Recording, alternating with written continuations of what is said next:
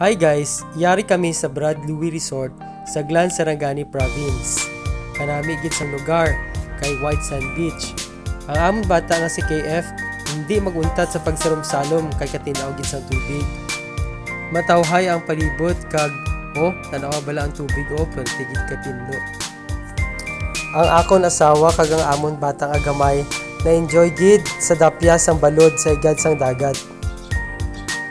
Ang akon hinablos nga si Jello kay si KF nagsagi ka babay-babay daw mawala utang sa bangko.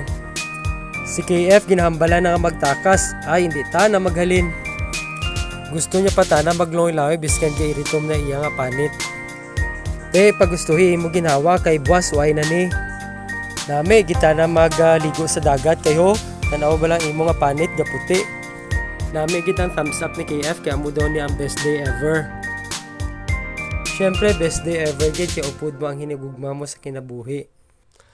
Kag ang pinakamanami, may ara pa sang painom-inom sang coke para magtamis ang pag-updunay.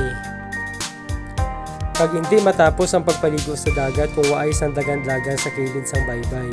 Hasta na lang diri guys, see you next vlog.